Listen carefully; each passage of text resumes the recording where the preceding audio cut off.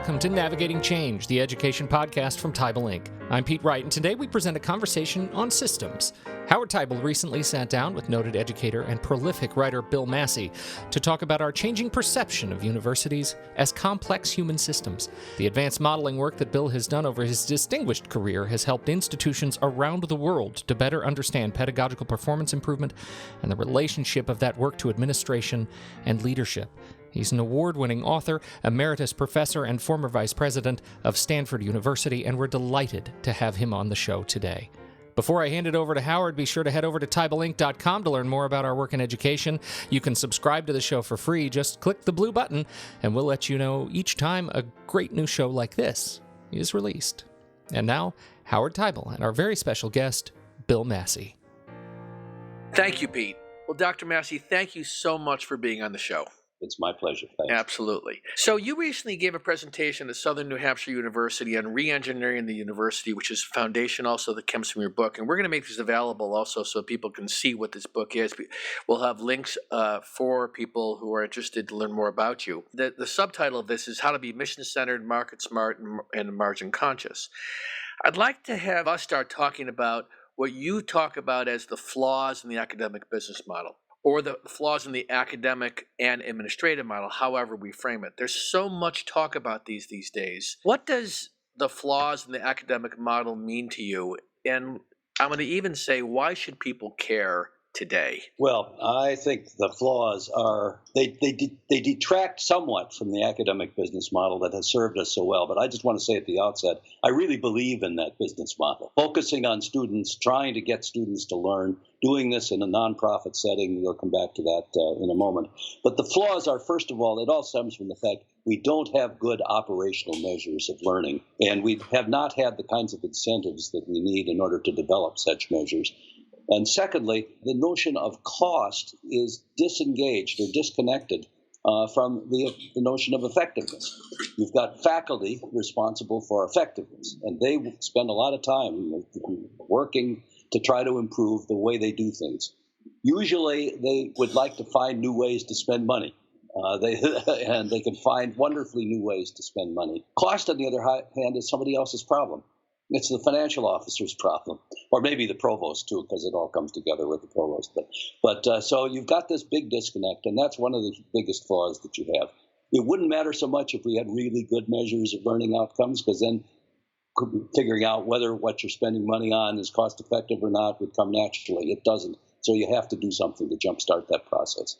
So those two flaws are things that until we're able to deal with that on some kind of evidence-based basis, it's going to be difficult to make progress. You know, I love this, the three things that you're subtitled. Mission-centered is to be whatever we do, however we evolve, it's consistent with our mission and our historical mission, but also our evolving mission. Market smart is, what is the market telling us they're looking for? But the most important one that I think you're speaking to here too is this idea of margin conscious. And I love the language of conscious. I think what you're saying there is that we need to raise our level of consciousness about elements of margin that should matter to us. Do you find that maybe it's because people are just so busy that we don't put much attention and focus on this level of margin, that there isn't a level of consciousness around it? Yeah, well, certainly it is true that people don't pay much attention. There's not a level of consciousness at the level where it really matters in order to be meaningful. It's partly a matter that people are busy, but partly that they don't really have information about margin where it counts, namely at the level of the decisions they actually make. Individual courses, individual programs, individual majors, degrees, whatever. We don't have good data about margins. And then secondly, if we begin to get good data, the reaction of faculty, which I think is understandable given the history, is that if you worry about margin, the next step is going to be to try to maximize it. Right. Because margin does equate to profit. There you go. And that's at the heart of what I've discovered is, and I said this yesterday at this university, is that we have a tendency to think that if we raise an issue, it means we've made a decision. That's true. There's also, yes, very much so. Also, there's a sense that data, I heard this wonderful term out also in California, as it turns out, that if you put data on the table, it can be weaponized Yes. used against you. And margin is sort of the ultimate potential for weaponization. And, you want to maximize profits. And that gets back to this not-for-profit model. It's really very important to understand the role that margin plays in a not-for-profit model, and it is not something you want to maximize. Well, it's interesting because that you speak about that very clearly, and I love that. Non-for-profits or not-for-profits, positive margins are invested in high-value activities that in some case lose money. So in the situations where they lose money, for the for-profits, positive margins are distributed to shareholders and money-losing programs are shut down. And this is where faculty who live in those worlds of offering value and consistent with mission are afraid that and understandably, by raising this to the surface, it could reveal that what I'm offering that I have invested my lifetime in may be considered on the chopping block. Absolutely. That's the big problem when you start talking about margin. And it turns out that's not what people should do. But what really has to happen is that academic officers need to understand how to use margin. Then they can work with their financial counterparts to figure out how to estimate it, get it, measure it properly. And then they can reach out and engage with faculty. And it does turn out, by the way, that faculty also can use margin. Well, I say faculty, I mean really department chairs and associate chairs and program heads and so forth. They can use margin to good effect once they get the data. And they have to find a way to engage their faculty in these conversations. I mean, it's one of the things you wrote in a great article we'll also post on our website, is the article in the Chronicle about faculty members must play their part. And you talk about the traditional narrative about teaching costs can't be controlled, which is an outdated way of looking at it. Teaching costs cannot be measured in a precise way. But most interesting for me is that teaching cost is the responsibility of the administrators, not the academic. And you're raising this mantra that we need to care. And isn't it true that one way to get academics to care, and I'm not saying all don't, I think many do. Part of this is they have a primary role, and that's teaching and research, right? And there's been an historical view that the administrative side's job is to figure out the numbers, right? Yeah, right? And provide me with what I need to do my job. But ultimately, how do you get more academics to be engaged positively in the conversation? And one thing I've discovered that I've heard people nod their head and say, yeah, you're right, is that if you don't engage, somebody else is going to make the decision for you. Talk for a minute about, the experience you've had both as an academic and an administrative side of the house. What is your background in that way? Well, I came to this doing honest labor, namely as a professor. Right. I was, I guess about a dozen years as a professor, up through the ranks, full professor, all the rest. Yep. Became an associate dean of the Stanford Business School. Then I was tapped, moved across to the provost's office. I was vice provost for research at Stanford for 5 years. Then I became acting provost. Provost went on sabbatical for a whole year, and I was the number 2 guy at Stanford, chief academic officer. So you've lived both worlds. When you were a faculty member and you didn't have this administrative level of awareness, or in a position of leading others, as in these roles of provost or other roles that it's really about, has a management quality to it. What is the faculty mindset that administrators need to understand? I think, first of all, the faculty work very hard on improving the way in which they teach and they do their research. That consumes them, and they really don't have much trust. They don't find the administration very interested. We always, as faculty members, talk about the financial people as the bean counters. Totally. And that kind of says it all. As provost, you begin to realize that, if you've got to allocate the beans, exactly. But faculty don't really get that. Now, I should add one more thing. After being acting provost, I then became the chief financial officer at Stanford, the vice president for business and finance. I did that. Then you really were in the thick of it. Then I was really counting the beans. Yeah. But also working with faculty, because I was a member of the faculty. I still had my tenure all through that period. And I went back to the faculty afterwards. And that was when I began to hatch the ideas that we're talking about, looking back on that experience. The way in which, to go back to your earlier question, the way in which I found that you engage faculty is that you present them with some data, with some evidence. Yes. And evidence that it's manifestly on something that they care about, like their courses. I mean, people are interested in their courses. And you show them how much they cost and what the different parts of them cost. And this is important. You have to be able to show them in a way that makes sense to them. They have to be able to relate to the structure of where those costs are coming from. They get kind of interested in that. Yes. That's intrinsically interesting. And what do what do administrators do instead that often doesn't lead to success in those conversations? Well, they do one of two things really. One is they tell them top down, you must do this. You got too many courses that have too few students, so you got to cut out 10% of the. Well, of course, that immediately raises all kinds of defensiveness because some of these courses really are important. And secondly, they look at cost models that are dumb, pardon the expression, that are insufficient. If cost, let's use a particular example. If cost per credit hour is what is looked at in terms of departments, this department has too big a cost per credit hour, for example, and that is taken as a measure of the productivity of the department. And the more you bang on that drum, the less faculty are going to like it, because they understand how ambiguous a simple statistic like cost per credit hour really is. Yeah. It may mean, if supposing the cost per credit, I actually rented this particular example in a university here in New England, a flagship state university, and the cost per credit hour of the English department was going down and down and down over a period of years because of budget cuts. And the administration, I was working with the CFO at that point, talking with the provost as well. And they were delighted. Wow, Bill, how about going out and interviewing those faculty in English and finding out what's their secret sauce? I mean, how are they doing it? This is terrific. Well, I did. It took about 2 hours in the department of talking to people. Surprisingly, administrators don't often do that and ask the right questions. And what it turned out was they coped with successive rounds of budget cutting, which means fewer and fewer faculty and fewer dollars. And what they did was first they increased class size, then they increased the use of adjuncts or sessional faculty who are not well integrated, but they're cheap. Then they began cutting out assignments. They said, well, we don't have the money to grade, to hire graders or so forth, so we won't have writing assignments. This is English, This is what you mean by dumb.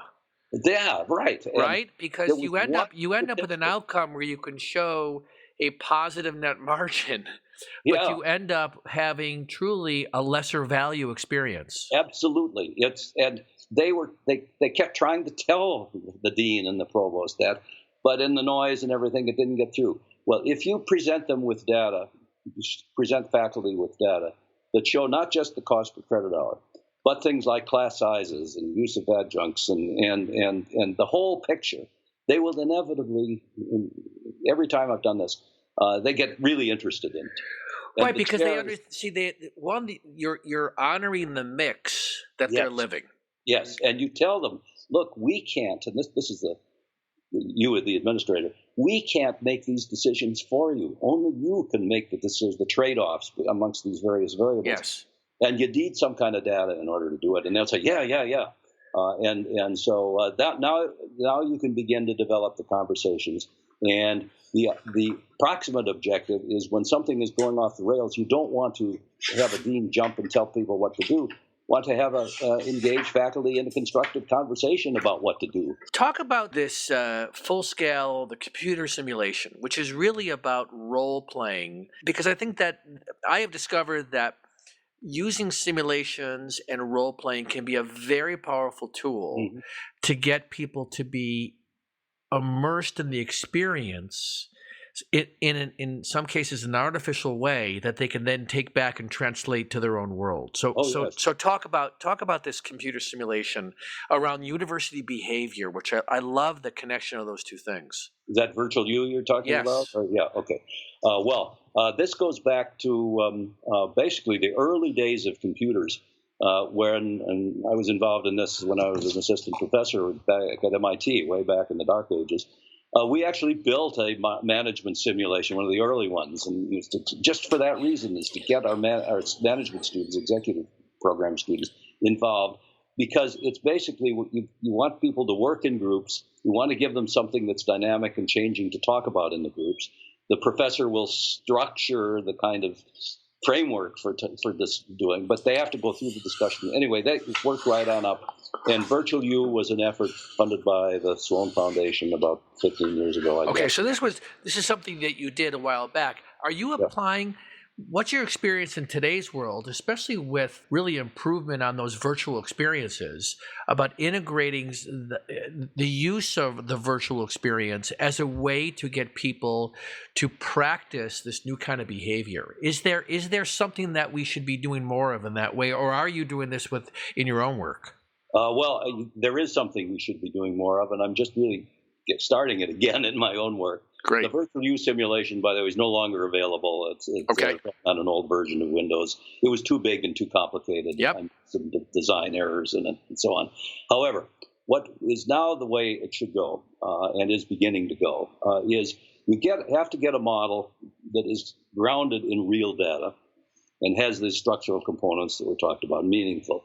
And then that model starts by looking at the history of a particular institution, a few years of data, so you can see how things go. But then you want to develop it in terms of what we call a what-if model. If we do this, yes, or scenarios, providing scenarios to engage in. Scenarios, right? The students in the field drop off or go up or whatever, or the government cuts the Pell Grants, or you name it. You can develop scenarios on financial things, on operating things. So now you say, how are you going to cope with this?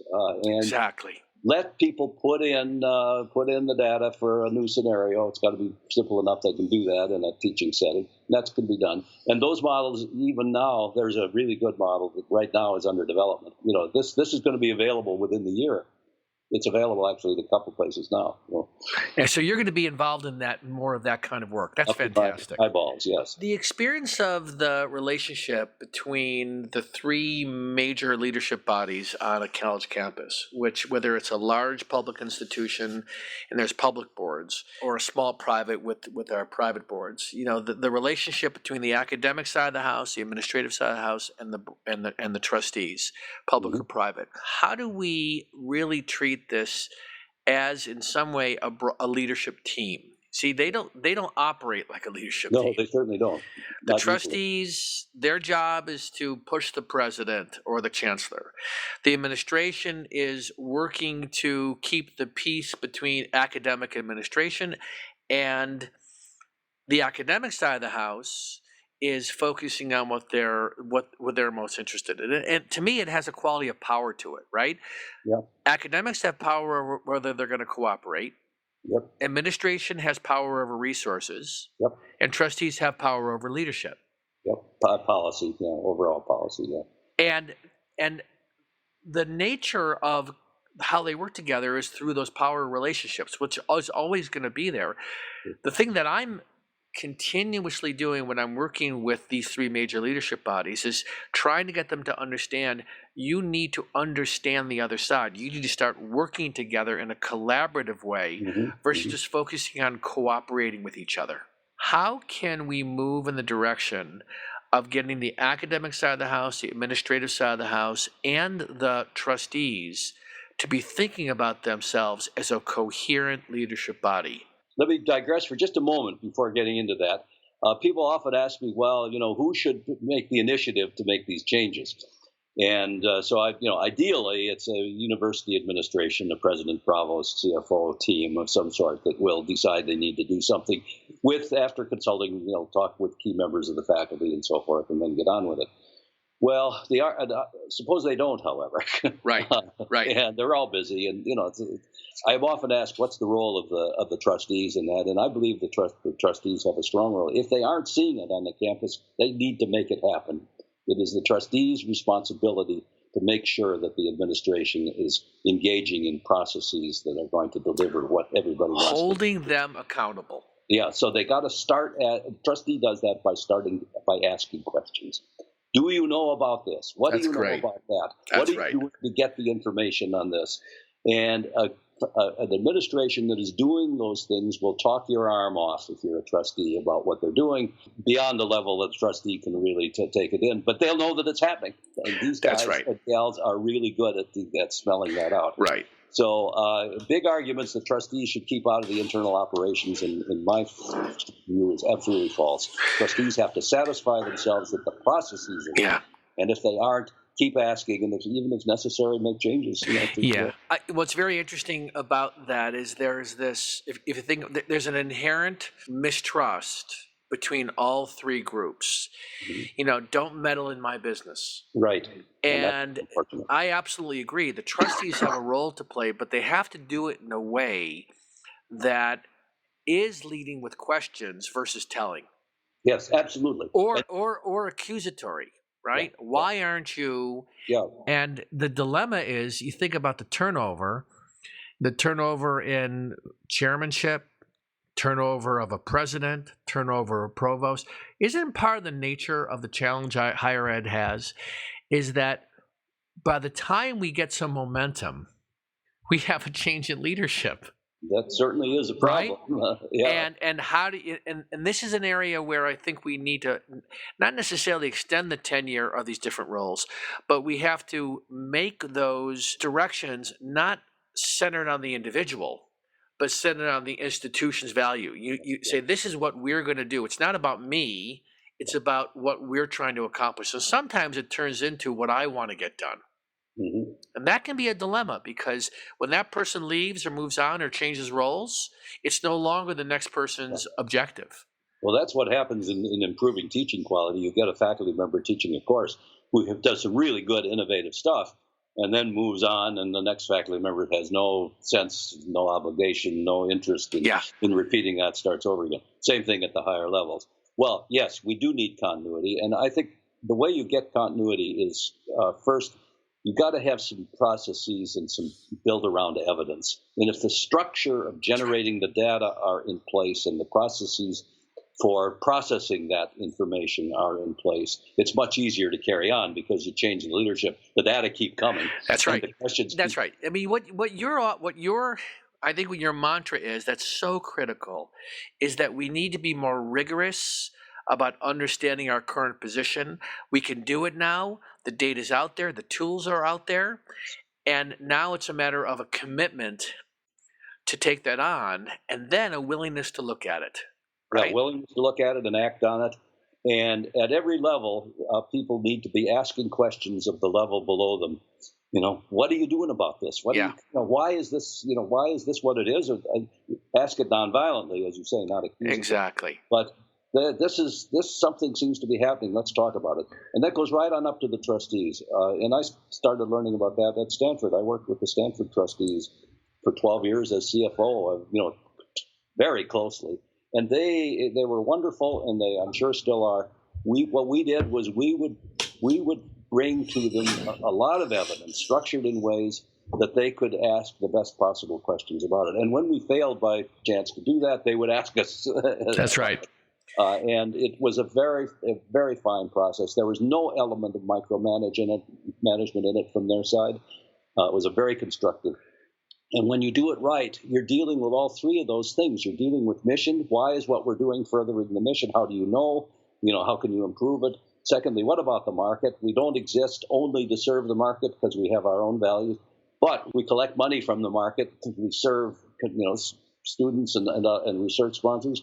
So we got to have information. We got to take that into account. And then, of course, margin is the signal that gives, that's the bottom line signal that allows, it's kind of a shorthand way of telling us how we're doing. To make this investment, you need to have a compelling case. And I'll tell you, I'm not as concerned about what we coin as the elite institutions, the ones with the very high endowments, which have a brand that the diploma in itself is enough for them to have a weigh-in list, a forever weigh-in list. Oh, absolutely. Yeah. But the majority of schools don't live in that.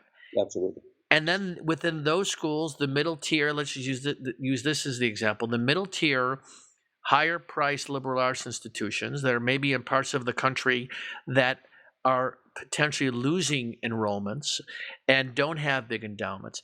my concern is this philosophical question: do we need a crisis, internal or external, to really care to look at this? And I'm sure you've thought a lot about this. Yes, I have. What's your feeling about that? Well, I agree with you basically. I've been, by the way, described as a hopeless romantic when it comes to the mission and the possibilities for higher ed, and I Yes. really do believe that. And a hard-headed engineer when it comes to what are we going to do Monday morning, and I really do try and both of those. It really does take, I think, given a system that has gone on so long and has been as successful as traditional higher education, you do need some outside pressure to get change. Now, crisis, I might argue that we have a crisis. It's sort of looming. Right. But some degree of outside pressure. Now, the further ahead of it we can get, the more preparation we can make for the real crisis hits, the better. But at the end of the day, it probably does take some pressure to break down those silos. Yeah. So to wrap this up, I think the last thing I'd love to hear from you is when you look forward in your work and the state of higher education, what are you most excited or enthused about? Because I think this can be, when I talk to leaders across the country and I speak publicly, I do believe this is probably one of the most exciting times to be in education. I think what makes me excited is, at last, for the first time in history, really, the tools are available or becoming available for doing something systematic and rational, reasonable, in a way that allows us to balance the subjective elements of mission with the objective elements of money and what's happening in the market. We have not had those tools until fairly recently. And it's the existence of those tools that provide the platform or the toolbox, for people like yourself and like me and many people in institutions that are beginning to get this, to actually build something. So it's no longer, I think, you think, and, we can begin to have constructive evidence-based conversations about these very, very important issues. That is really exciting. I love it. So where can we send people to learn more about what you're up to? Share with our listeners some of the things where you'd like them to go to learn more about your work. Well, I think to start with, I would like them to read my book. I have tried very hard to write my feelings on all of this, and I present both the philosophy and the basic model of the not-for-profit enterprise and the flaws in the business model and all the stuff we've talked about, really, plus a number of very specific models that can be used to begin this process of evidence-based management. In that book, I published at Johns Hopkins University Press in February. It came out. It's coming out in paperback, by the way. Beautiful. In January, so it's going to be available more widely. It's on Amazon, of course. Anyway, as of about 9 months before last February, that was my thinking. Yes. It took that long to get it into publication. Since then, I've continued to work, and I've developed actually some new models and some new experience in applying the existing models. I publish whenever I can. There's a paper that's put out by the TIAA Institute and NACUBO, National Association of College and University Business Officers, that's available on the web. Look for TIAA and Massey. Great. You know what we'll do too is we'll post these links on our website, on the podcast page, so people can click right there to get access to these. I was going to say, people like yourself could help a lot, and they should come. People should come to people like yourself.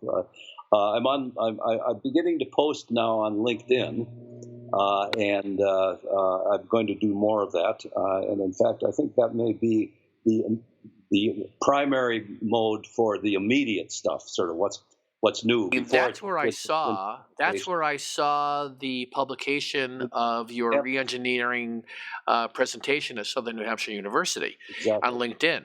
And so that's a great venue. It seems to be more and more a great place in the business academic world where people are looking, versus Facebook or Twitter and all those. Yes, it's serious. It's more serious than any of those others. And their rules, you can do something that's meaningful, long enough to be meaningful, and I think they do an excellent job. So I'm going to be doing more of that. And a lot of it is, of course, networking, and a lot of it is the sort of stuff that we're doing now. All right. So not to be a Debbie Downer. So let's see if we can have this brief conversation and not have it go down the tubes. We talked in preparation for this call about the new administration. Right. And you had some things to say about that I thought were really important. So as you think about what we're entering into, what do you think is important for education leaders to be thinking about as it relates to a new president and the direction it looks like we may be going? Okay. Well, first of all, let me say a few words about the maybe good news. Both sides of the spectrum, we're talking about free college for all, which, in my opinion, will not happen in that form. It's just too darned expensive. Not even sure it's a good policy anyway. But I think Trump talked about the means test for it. And fine, maybe that's a way to go. Sanders, whatever. Anyway, there seems to be an understanding that higher education has value, and it's something we need more of, or at least we don't want to crush students with debt and so on and so forth. The other news, and I think it may be good in the sense that we were talking about, is the new administration strikes me as going to be much more businesslike, if I can use that in quotes. That is, look at the appointments to date, and these are people who have been in business, hard, experienced negotiators. I think we're going to see an uptick in demands for accountability, for transparency, especially if there's more money going into the system through any channel. They're going to want to know what we are doing to manage the cost, to contain cost. They're going to want more than the typical assurance saying it's very complicated, guys, just we know it and you go away with money. That won't wash. So I think we really do need, over the next 4 years, we're going to really be pushed hard on transparency to show what we're doing and why. And to establish a track record. And I love that you characterize that as good news, because some people could interpret a call from the outside for that kind of information as truly a burden, or they don't understand. And I think really the message is, and this is where you're coming from, this should give us more urgency to face this and develop that language and those models and approaches based on what we think is right. But these will be some external drivers that will make it happen. Absolutely. And, if we don't do it, they will do it to us. There you go. There you go. Better than we do it, much better. Well, listen, Dr. Massey, thank you so much for this. This has been so informative, and I look forward to continuing connecting with you, and maybe we'll do this again sometime. Indeed, yes. It's been great, Howard. Thank you. All right. You're welcome. Take care.